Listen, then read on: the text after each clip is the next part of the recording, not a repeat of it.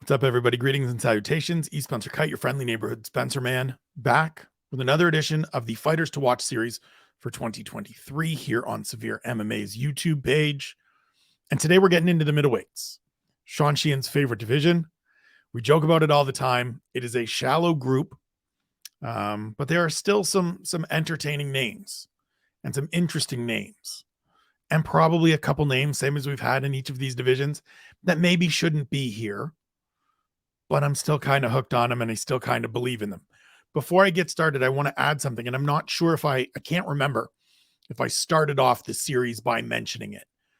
Nobody from the Dana White's Contender Series Season 6 is going to be included in this series, save for one athlete in this division, who I'm sure you all can assume, who you all know. It's Bo Nickal.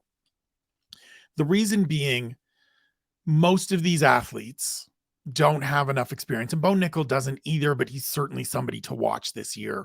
We'll get to him. But most of these athletes that earned contracts this year are still in the very early stages of their careers. They are in the developmental phase of things. And rather than start trying to assess who and what they may be based off a Contender Series appearance, I come into the year watching all of them, paying attention to all of them. There's a few that I'm high on. There's a few not so much. But like last year, I just want to see how they look in these early fights, because we had some athletes last year, right? Jack Della Maddalena, great year. Kyle Bahayo, great year. But then we also had some people like AJ Dobson, not a great year. And then Slava Borshev, uneven year. And so rather than really try to make an assessment on them early, let's see them get a year in the UFC under their belt. Let's see if they can make it through a year in the UFC. Some of them won't be able to. We're learning this as we go. And I think there's room to have a larger conversation at some point this year about the overall success or readiness of these Contender Series athletes. But for the purposes of this series, we haven't been talking about them. We will talk about one as we get through this division in Bo Nickal. But I just wanted to make that clear in case there were some athletes from the Contender Series that people were looking for and thinking, where's this guy? How come Spencer didn't mention them? That's why it is. I learned my lesson a couple of years ago when I got really excited about some of the athletes that earned contracts, and then they hit the UFC and it was abundantly clear that they just weren't ready. Take some time, listen to my own advice. Take some time, let them get their feet wet, see how they do in those first couple of UFC appearances, and then make assessments from there. But we get to the middleweights themselves, and we start with the former champion, Israel Adesanya, 33 years old, 23-2 overall, 12-2 now in the UFC. This year is all about seeing how he responds to losing the title. And this one certainly to me feels different than when he lost to Jan Blachowicz in his attempt to go up and win the light heavyweight title. Because this is losing in a division where he was previously unbeaten. This is losing to a guy that just seems to have his number in Alex Pereira. And it's losing in a way that is just got to be a little bit crushing, right? Ahead on the scorecards, doing everything well, and needed to get through 5 more minutes in order to get that victory back and have that measure of revenge. And he couldn't get there. Alex Pereira didn't let him get there. And so it's going to be interesting to me to see how all of this sits with him, what it does for him as he looks to return, when he looks to return, who that's going to be against. I don't know for sure that it's going to be a rematch with Pereira. I think it probably will be. I think similar to what I said yesterday about Kamaru Usman, Adesanya deserves and merits an immediate rematch given everything that he has done in the division to this point. But we'll have to see, because it may be a case of like, that dude's now officially the boogeyman for Izzy. 0-3 across 2 sports. Can't get him out of there. This was supposed to be the one where he had the edge, and we saw the edge for 20 minutes and change, and he still couldn't get it done. So it's going to be interesting. Definitely worth watching Izzy this year to see what happens, see if he can reclaim the belt or what happens. God, I can't imagine him. It's so wild to think he could end up 0-4 against Pereira if they run it back. Like what? Just, I don't know that we've seen similar. We've seen close, right? Max Holloway is 0-3 against Alex Volkanovski, but 0-4 would be tough.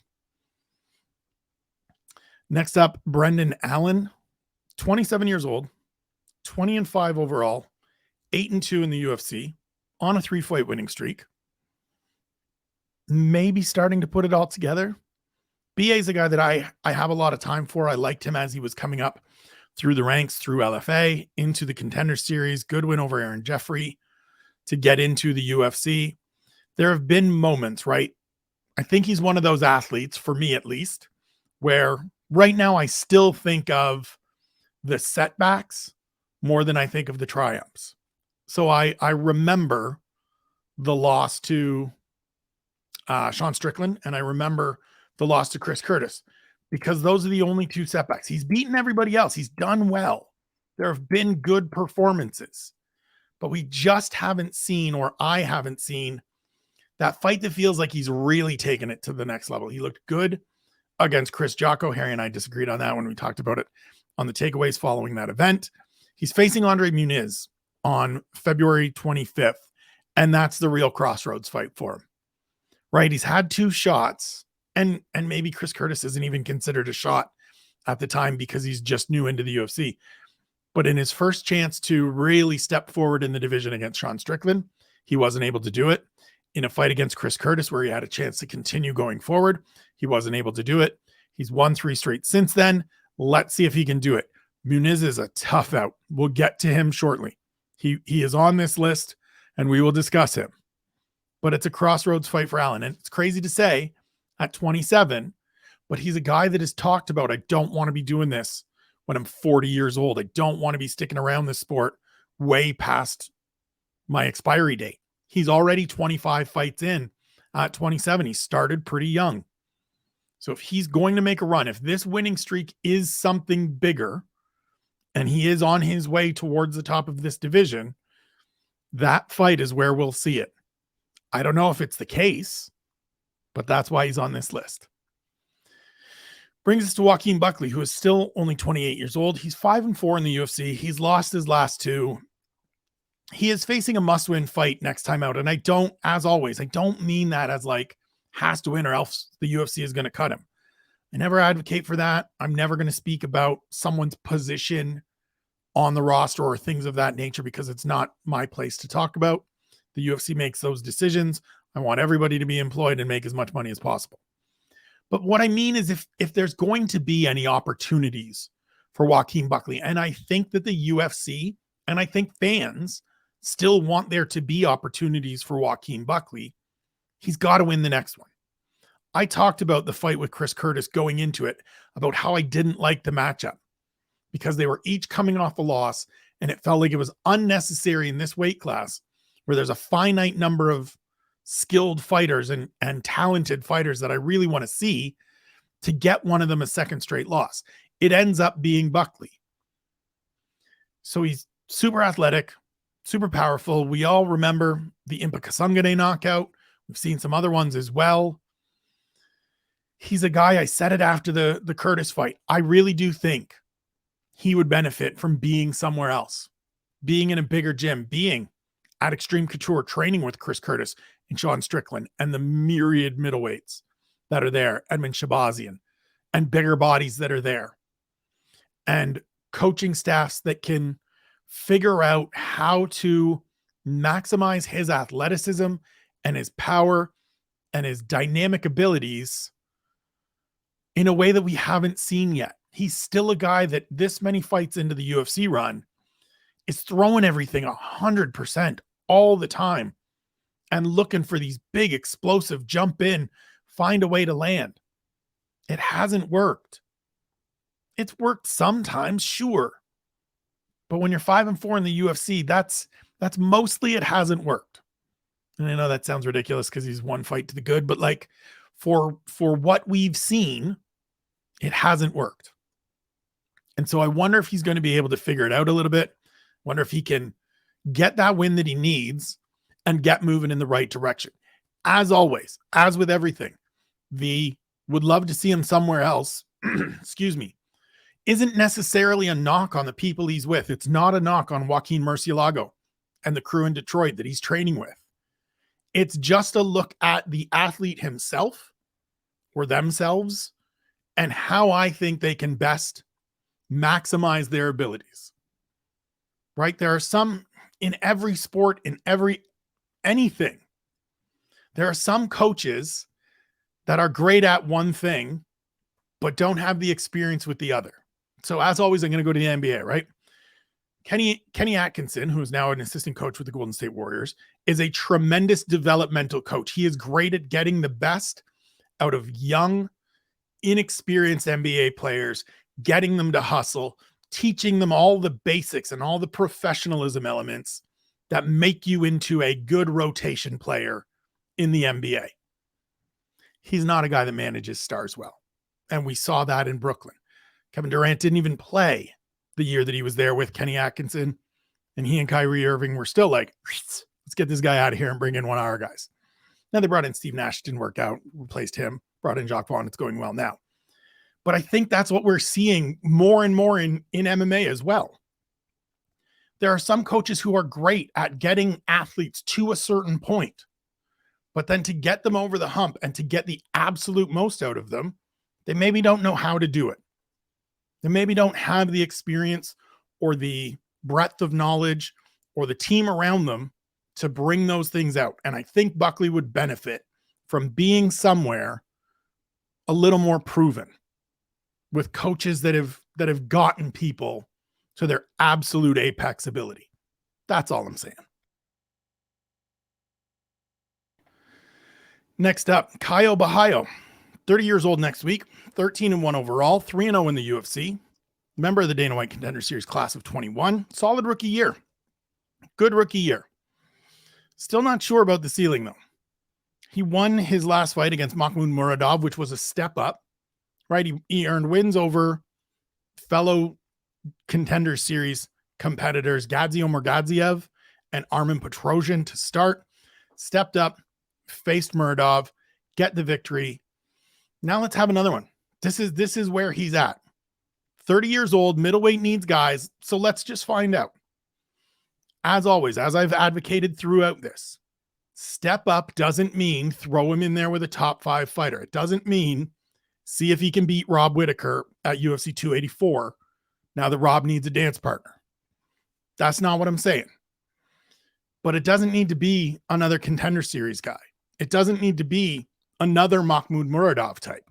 Get him in there with somebody in the lower third of the top 15. Just find out. It seems like the UFC believes in him. It seems like they have some interest in him being somebody that they try to cultivate. Get him in there. All you can do is test these guys, because at a certain point, it becomes repetitive and we lose interest. Even though he keeps winning, it doesn't carry the same interest. It doesn't carry the same value and import if he's just beating these same guys at the same level for 2-3 fights in a row. So he got the Muradov win. I don't need to see him in there with a Chris Jotko. Just get him in there with somebody, as I said, in the lower third or just outside of the top 15. And I know that Jotko lives there, but that's not the guy that I want to see. I don't need to see him against Gerald Meerschaert. Get him in there with somebody a little bit better and let's see what he is. Let's see what he can do. And if he wins, you're still moving forward. Great. If he loses, you take a half step back and reset. It's okay. Test them. Let's see. Next up, the Enigma, Paulo Costa. Ended 2-fight skid in August with a win over Luke Rockhold and just a wild fight in Salt Lake City. Was maybe supposed to fight Robert Whittaker at UFC 284 in Perth, but says he never signed the contract. He's in a standoff of sorts with the UFC. He wants a new deal. He wants to be paid what he's worth. I understand all of that. He's looked great. He's looked awful. He is a complete hit or miss. He is a conundrum. Because I think there is a good fighter there. There is a powerful dude. You don't beat Yoel Romero if you're not a good fighter. And look, Yoel Romero is on the downside of things and was when Paulo Costa beat him. But you don't beat Yoel Romero in that kind of fight if you're not a good fighter. And so for me, I want to see things get worked out.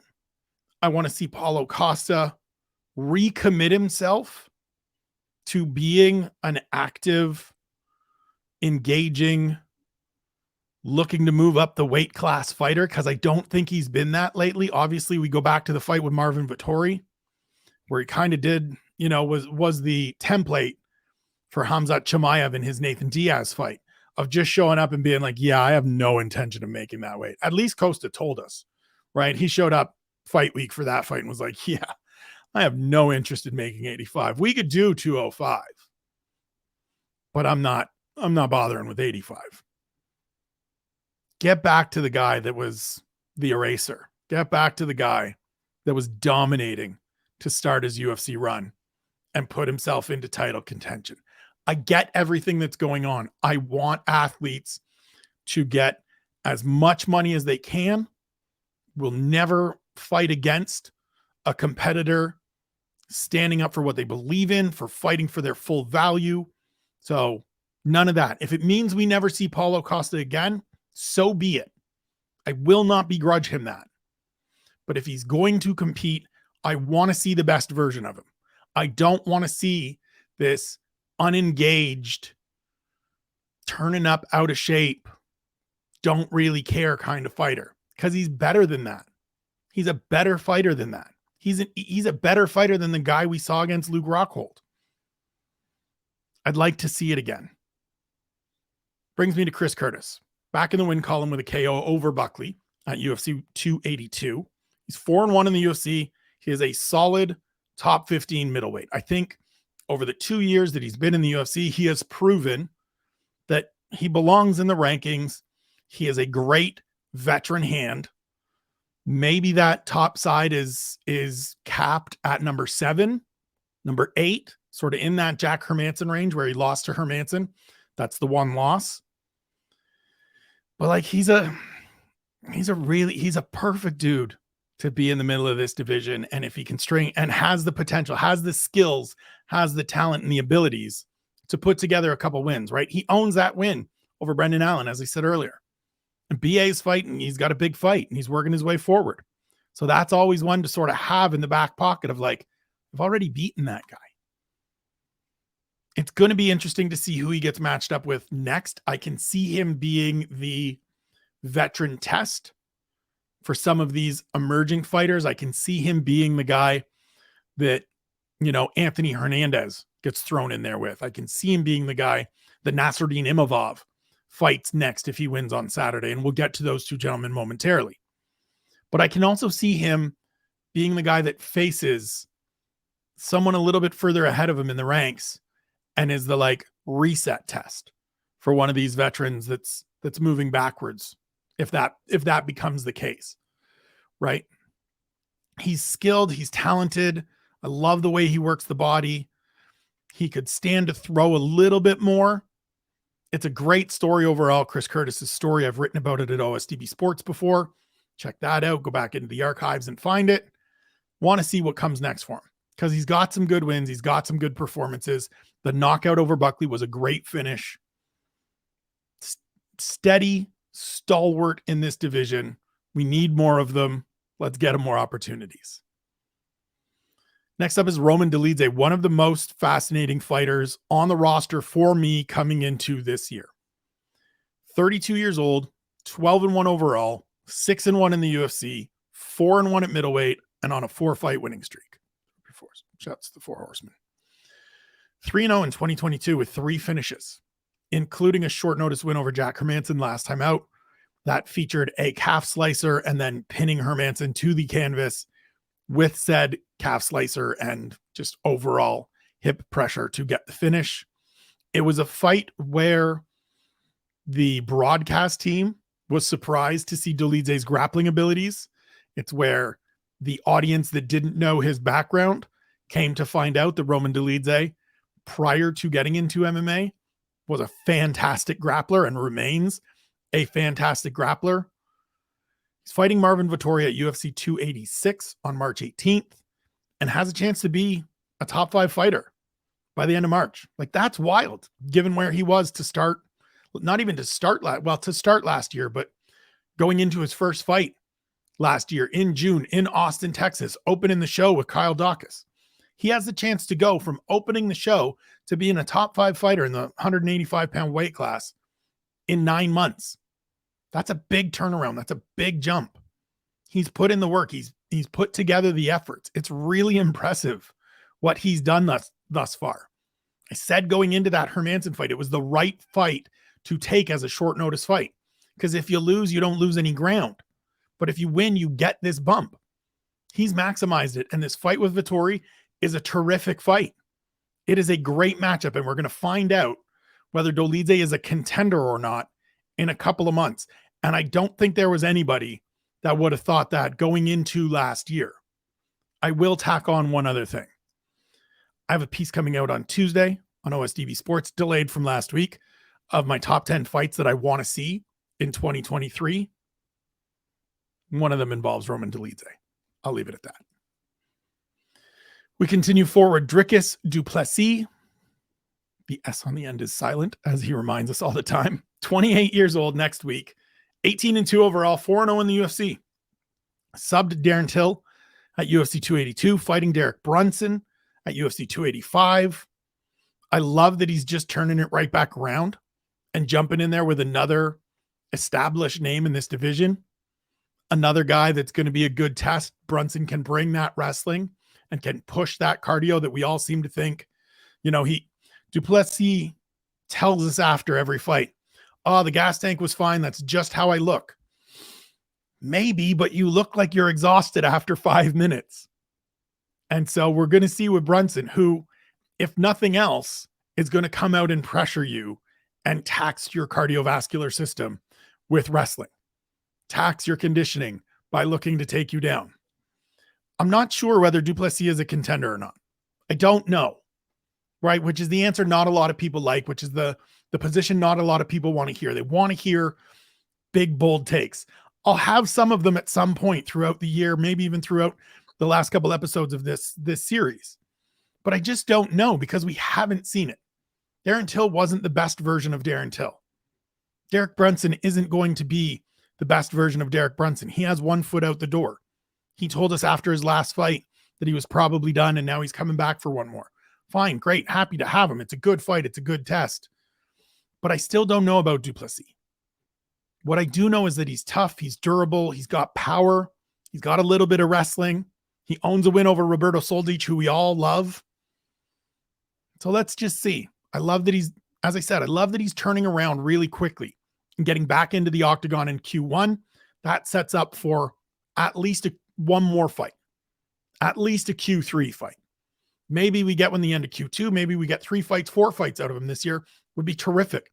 Because then we get to understand and we'd get a better sense of who he is and where he fits in this division. The same thing is needed for Anthony Hernandez. 29 years old, 10-2 overall with 1 no contest. 8-2. Jesus, I'm having problems reading numbers. 4-2 in the UFC, 3-fight winning streak. He might be rounding into form, but similar to du Plessis, I'm just not sure. There's been good wins. There's been good performances. And admittedly, Fluffy's a guy that I've been not necessarily out on, but just a step behind on. So every time he's won a fight, I've gone into it thinking, this is the one where he gets caught. This is the one where it doesn't look as good. And each time he's impressed me. He's continued to raise that bar and prove me wrong. He looked great last time out against Marc-Andre Barriault. Just took the fight to power bar. Dominated. Doesn't change anything for me. I still need to see him against somebody further up in the weight class. It's going to be critical to see who he gets matched up with next. I think he's a bit of a tweener. I think he's a guy that is going to have some very good performances like we saw. He's going to be able to capitalize on things like he did in the Rodolfo Vieira fight. He's going to have performances like he had against Marc-Andre Barriault. But he's also probably going to have some fights like the one he had against Kevin Holland back at the first event back or the second event back after the pandemic shutdown, where Holland marched across the cage, kneed him in the guts, and said, we're done. If he can keep piling these wins up, great. The submission ability is there. Good conditioning, it seems like. Boxing is coming along and is just steady. Let's see. Again, he's another one of these guys that I just want to see a top 15 matchup or just outside of it, just to get a sense, just to get a better idea of where he fits. Because right now, I don't know. And I'm all about finding out the stuff that I don't know. Brings us to Nasruddin Imavov, who I mentioned a minute ago, fighting Kelvin Gastelum on Saturday. First main event of the year. Turns 28 on March 1st. 12-3 overall. 4-1 in the UFC. 3-fight winning streak. Good size, good length, good upside. How Saturday goes is going to dictate what the rest of this year looks like for Imavov. I think he's a very good fighter. He's somebody I've been high on since he came into the UFC. I didn't mind the loss to Phil Hawes. I thought it was a close fight, a competitive fight, showed some of the holes in his game, and since then he's really rounded them out and worked them out. Good win over Ian Heinisch. Good win over Edmund Shabazian. Good win last time out against Joaquin Buckley. And if he goes out and he beats Kelvin Gastelum the way that I think he will, the way that we know he's capable of, there'll be a bunch of people on Sunday morning that sit up and go, what about this Imavov guy? How far can he go? He's only 20. He's not even 28 yet. Because he has that kind of top end upside. Good length, as I said, works behind a good jab, good variety of skills. Kelvin Gastelum, for all the successes he's had, for the memorable moments he's had, he feels vulnerable to me right now. This feels like a very winnable, showcasey kind of fight for Imavov.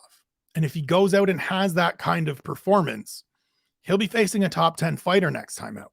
He'll remain in this main event kind of circulation next time out. And then we're talking about one of the few somewhat young fighters with some UFC experience, with some good wins, with a little more upside that can be intriguing in this division, that desperately needs intriguing fighters.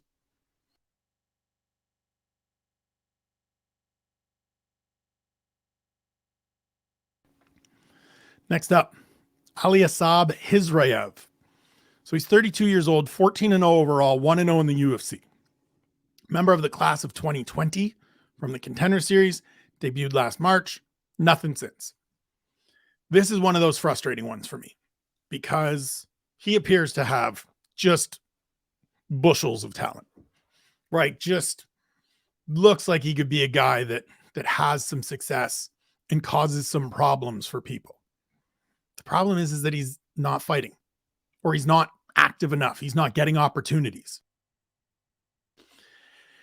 And so hopefully that can get sorted and we don't go another year. Like, we're coming up on a year since he competed. Hopefully we don't get too far past a year or well past a year. And we've seen it with some of these athletes from Russia, right? Struggles getting visas, struggles getting into the United States, not a lot of overseas and international events for them to compete on. So the opportunities are limited.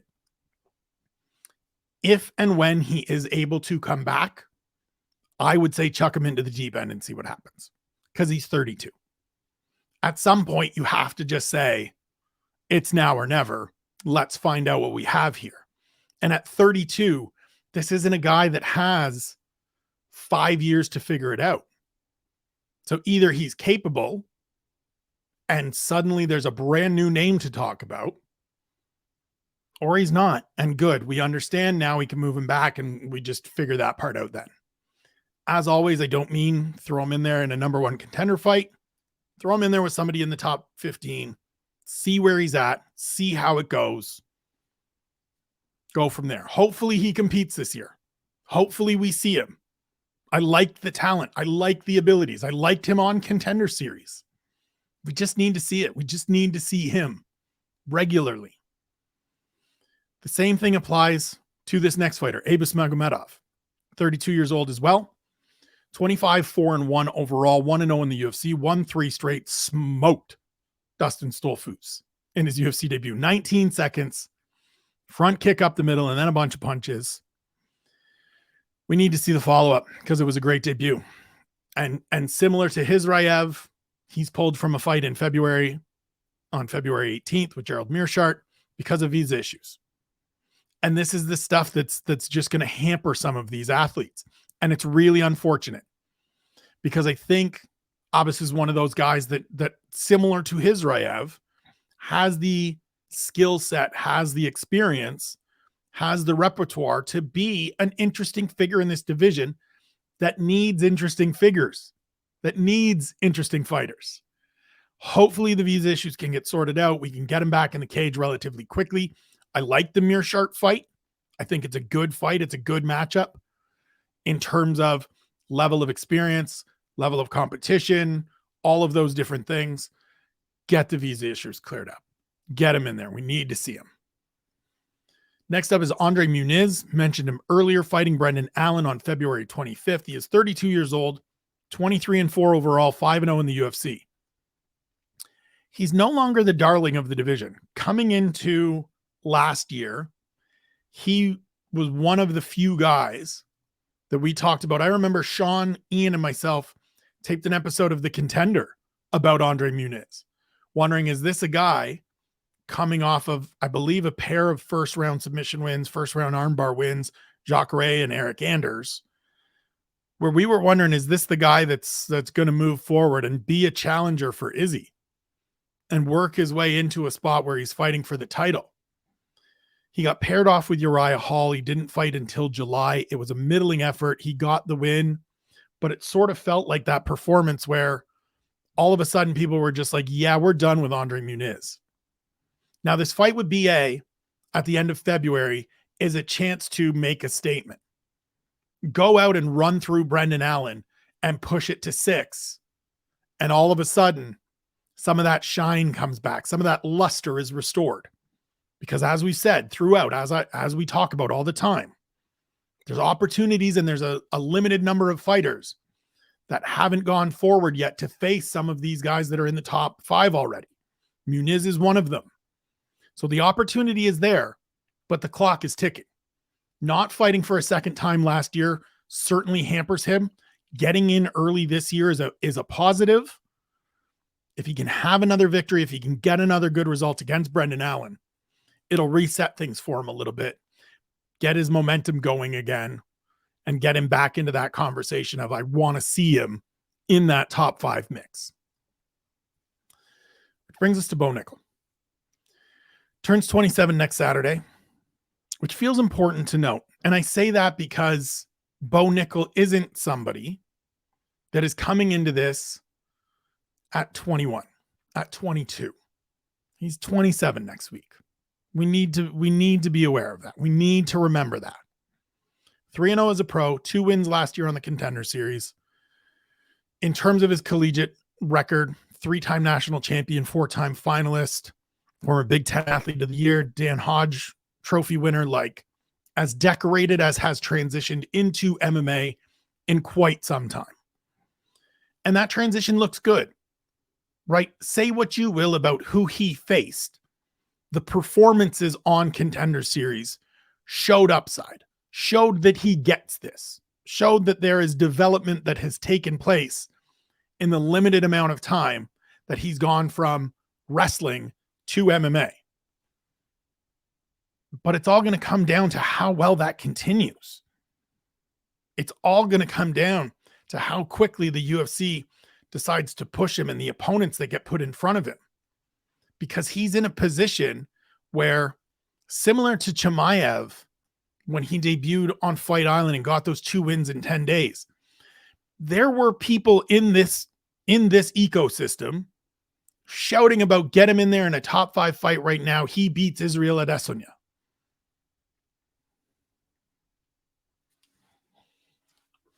I mean, what are we doing? What are we doing? We haven't seen him against a real opponent yet. What are we doing? I'm all for being excited. I'm excited about Bo Nickal. I think he has a chance to be very good. Still got to fucking prove it. Still got to show it. He's booked against Jamie Pickett on March 4th at UFC 285. It's a good first step. They were supposed to fight at the end of last year. That got scratched because Nickal got hurt. Makes sense to rebook it. Jamie Pickett is a great initial benchmark. We see how it goes. Away we go. We gotta stop doing the like, this guy could beat that person now thing when they have no experience. And look, Bo Nickal has fantastic wrestling. Tremendous takedowns.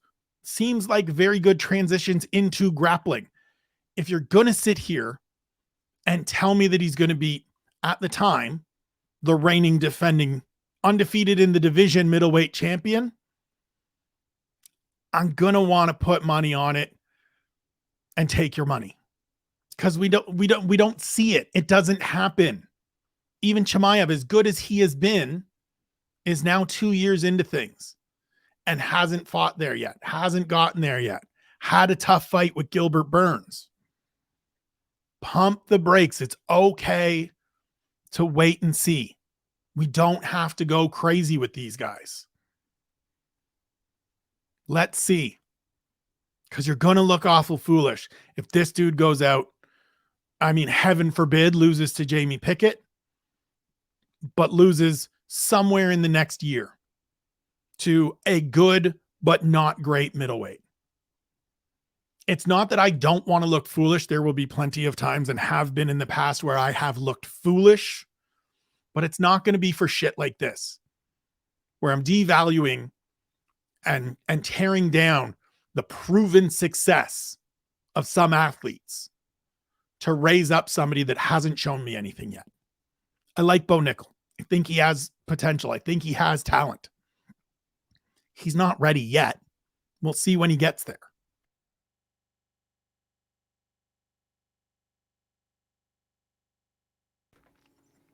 Next up, Michał Oleksiejczuk turns 28 at the end of February. 18-5-1 overall. 18-5-1 no contest overall. 6-3 with that no contest in the UFC. Won his last two. 2 for 2 at middleweight with a pair of finishes. First one was Sam Alvey. As I said, going into the second one, it's hard to put a lot of weight on beating Sam Alvey, though I did like the fact that he got Sam Alvey out of there relatively quickly. Went out and did the same to Cody Brundage last time out. Great hands, works the body extremely well. I like the way he moves. I think this is the right weight class for him after he started his career at 205. Similar to anyone else in this sort of age range, in this experience range, just comes down to what's next. Just comes down to how he's matched up. If he can continue working on some of those holes in his game and refining the other pieces of his game, right? We saw Cody Brundage have some success putting him on the ground. Oleksiejczuk did a great job of working back up and getting back on the offensive and winning the fight. Fine. As you continue to rise, we're going to run into better fighters than Cody Brundage. So let's just see. I like what he does offensively when he's the guy going forward. He needs to shore up the stuff when he's the guy being pushed backwards. Just turning 28. I still think there's room to grow. Definitely somebody I'm keeping tabs on both this year and going forward. Next up is Jun Young Park, the Iron Turtle, turns 32 in February. 15-5 overall, 5-2 in the UFC, won his last two. 5-1 since his debut loss. He's a solid mid-pack fighter so far. I like athletes like this. I like competitors like this. I'm curious to see where he can go and if there's more upside. There may not be, and I'm okay with that, but I want to watch just to be sure. 20 fights and soon to be 32 is a lot of a sample, and so it probably is that this is where he settles in. And I don't think his fight in early February with Dennis Tiulian is going to tell us too much, but it's a chance to move it to 3 straight wins and then get yourself in there potentially with someone a little further along than he is. Probably doesn't advance much more beyond this, but I think he's someone that we will continue to hear from in the middle of this division as the fighter that he is now. Every division needs guys like this that are just perfect middle of the pack, keep the ecosystem in line, everything working properly kind of fighters. I know a lot of people aren't interested in those types of athletes. I am. So I'm paying attention. Plus the Nick, I mean, come on. The Iron Turtle. Brings us to the champ, Alex Pereira. 35 years old, 3-0 in the UFC. It's a limited skill set right now. But the power is great. He's a great striker. He's a humongous human being. He presents challenges and threats. And truthfully, like, there's a little bit of the just automatically psyched out factor, I think, with Pereira. For many different reasons. One, he's a gigantic human being. Two, we've all seen the highlights of him just sending people to the shadow realm, both in kickboxing and in MMA. Three, we've seen the pictures of him bringing the belt back to his native tribe in Brazil, his indigenous tribe in Brazil, where he looks even scarier than he does normally. And I don't mean that in a like disparaging way, but like, you put traditional paint on that man, symbolic of his tribe, and he looks even scarier. And so I talked to Sean Strickland prior to his last fight, coming out of the fight with Pereira, and he was like, look, it's just different. You get in there and it's a 6'5" monster with crazy power. And it can psych you out. Sean didn't say it can psych you out, but that's me reading between the lines. It psyched him out. I understand it. The really super interesting thing about Pereira right now is that there are those holes in the game. And he's in a unique position. It's a unique situation because if you put him in there with a wrestler, we all think that guy's just going to take him down and dominate him on the ground. We saw Israel Adesanya have success being a wrestler at times, being a grappler at times in that fight, and made some mistakes that allowed Pereira to get back to his feet and wasn't able to really capitalize. But could Robert Whittaker? Could someone else? That's going to be the interesting part, because on the feet, he showed in that fight with Izzy, there's always danger. It's not that it's a matter of time and he's going to find it. It's sort of the Derek Lewis problem, right? You can be winning every piece of that fight until he lands that one. And then the circuitry's scrambled and you can't defend properly and he puts you away.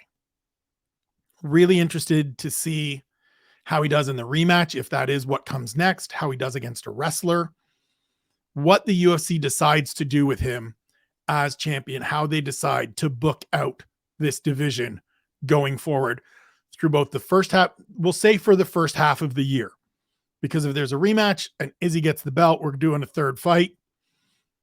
If Pereira beats him again, it changes things. So we'll see. Brings me to Joe Pyfer, 26 years old, 10-2 overall, 1-0 in the UFC. Got a win in his return to the Contender Series last year against Ozzy Diaz, and then got a win in his debut against Alan Amedovski, which was an absolute layup. And he's going to get a push because of the whole B. Joe Pyfer thing, right? Dana White created a moment for this kid, and then it was maximized right away. That thing happened on a Tuesday, and on Saturday, Joe Pyfer was at the event, getting the close-up camera shot, getting the whole B. Joe Pyfer. It's going to continue. I have no clue how good he is or what kind of upside he has, because beating Alan Amedovski doesn't tell me anything. Beating Ozzy Diaz is a good win. Ozzy Diaz, former LFA or current still LFA middleweight champion. That's a good win. But like, he's going to get slow played. He's going to get brought along with a chance to maximize everything because of the B. Joe Pyfer thing. He's now sort of been established as one of Dana's guys. And those guys don't get thrown to the wolves. So we're going to see. And it's always interesting to me with these athletes that get slow played, kind of similar to what I said about Bo Nickal. It's going to be interesting to see where along the line he stumbles. If he stumbles, where along the line he gets tripped up, if he gets tripped up. Because the interest is there and the focus is there, but are the skills? That's what we're going to find out in 2023. Brings us to Gregory Rodriguez, RoboCop, 31 years old, in mid-February, 13-4 overall, 4-1 in the UFC, won his last two. Big KO power, came back from a gnarly cut against Chidi and Jekawani last time out. He feels like a little bit of a dark horse in this division, which is crazy to say, but like to deal with that cut, that was one of the worst cuts I've seen in my career watching this sport, and come back and finish as emphatically as he did was really impressive. We know he's durable. We know he's capable of getting into these bangers and coming through them. We hear all the time that there's some jiu-jitsu in the back pocket and some wrestling in the back pocket that we haven't seen yet, but maybe that comes out when situations get a little more dire and he doesn't feel like just banging it out and throwing hands, or he's really on the wrong side of things. He's one of these dudes that's going to be fascinating to see who he gets matched up with. I think he's another fighter that deserves and merits a step up in competition just to see what we have. Again, there's no need to just inch all of these people along, matriculate them up the rankings, if you will. Shout out to Keith Jackson of college football announcing fame. Get him in there and find out. And if the results are that he can't hang, great. Then we know. Then try it with someone else. Move him back the step, get a reset if he can get it, and then go forward. I don't think there's any reason in really drawing things out with these athletes that are now 5 fights into their UFC career and into their 30s in a division that is as shallow as middleweight is. Get him in there. Let's see. Brings us to Edmen Shahbazyan, 25 years old, 12-3, overall, 5-3 in the UFC now. Snapped his losing streak with a TKO win over Dolce Lungiambula last time out. He's a guy that I'm unsure of where he settles in. And what I mean is this. Obviously, there are skills there. We saw it early in the career with the 4 straight wins, capped by the head kick finish of Brad Tavares, which is the kind of win that you have to forever respect. Brad Tavares is that good. It was that good of a performance.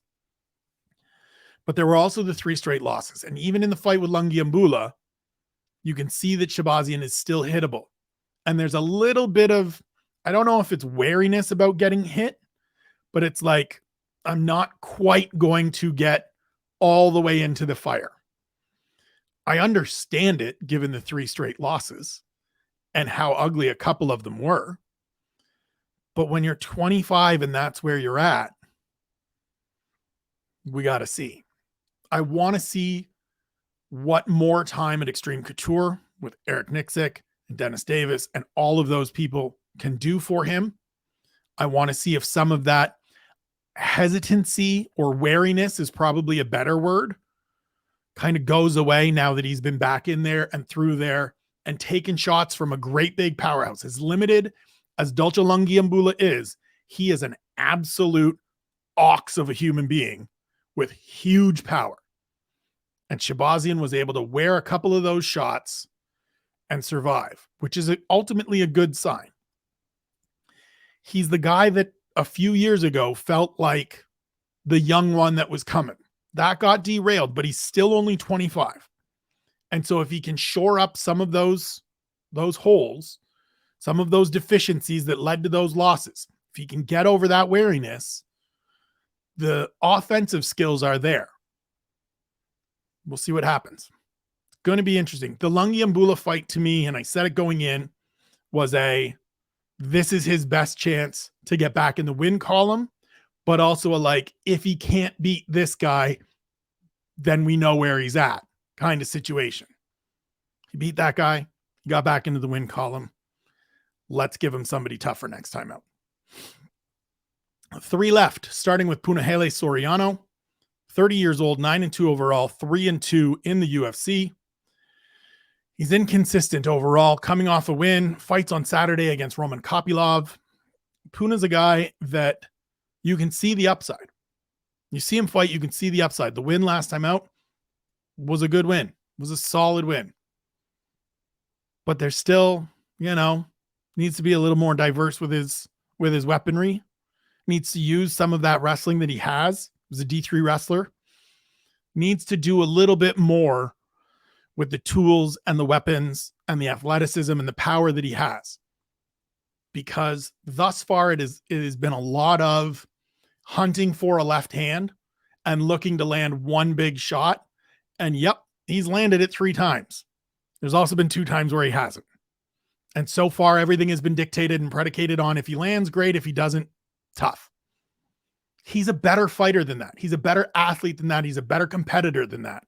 And I hope we see that Saturday, because how Saturday goes is going to give us a whole bunch of insights, whole bunch of information on whether Puna is somebody that can move forward or this is just where he stands. So we'll see on Saturday night.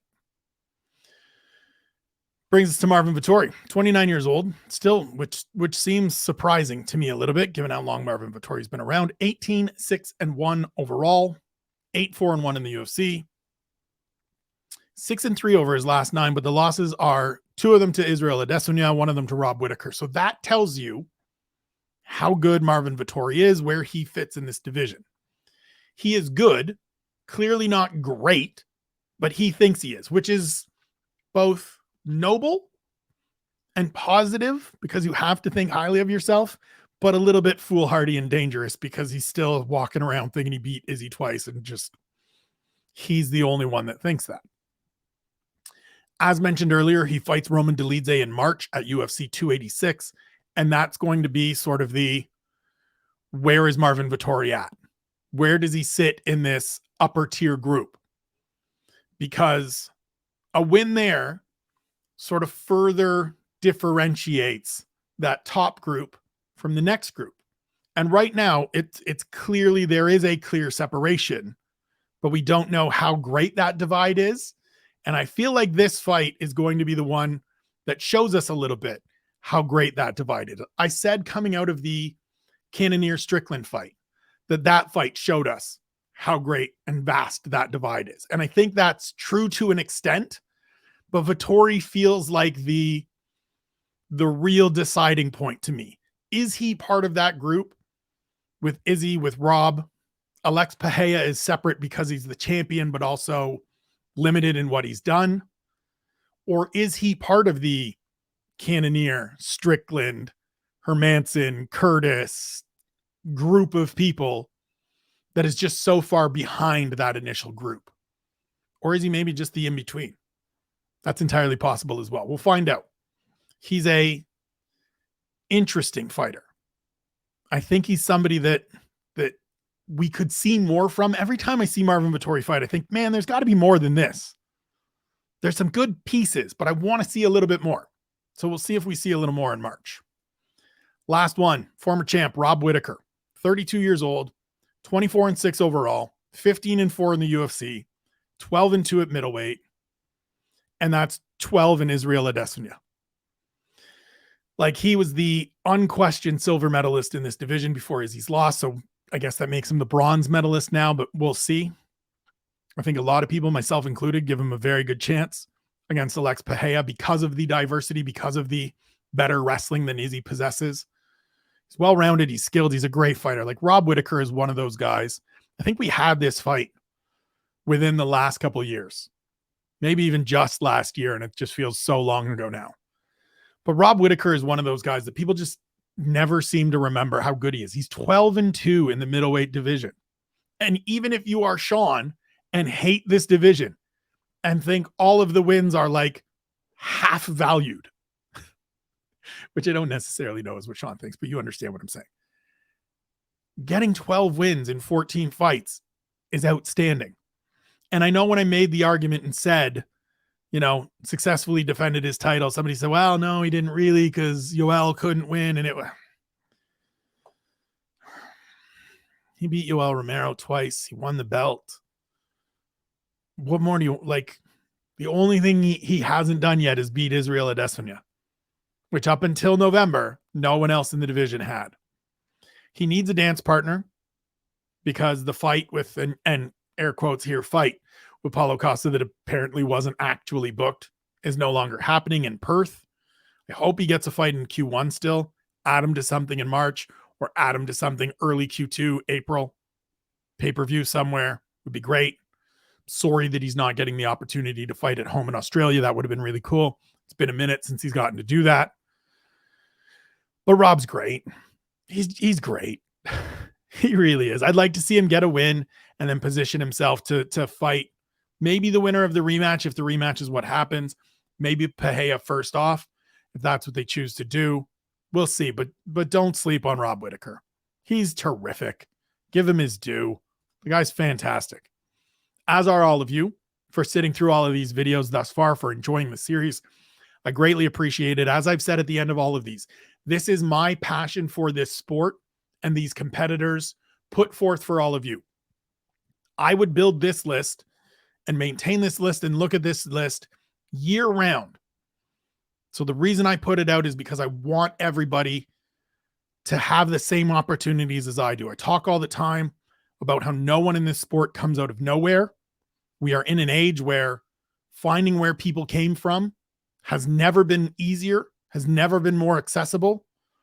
And if it is on me to introduce some of these athletes to you, to give you a few names to pay attention to, whether it's the middleweight division with this video or any of the other weight classes with any of the other videos, I'm happy to do so. I hope you've enjoyed it. We will be back tomorrow with light heavyweight. We'll see how many are on the list. I can't remember offhand, but maybe we'll close it out and we'll do a double feature and do light heavyweight and heavyweight in one shot and just bang it out and get out of here. Because I think heavyweight is pretty thin in terms of the names, but we'll see. Until then, enjoy your week. I hope everything goes well. Wish you good health. Wish you good fortune. Be good to yourselves. Be good to one another. Take care of yourselves. Love one another.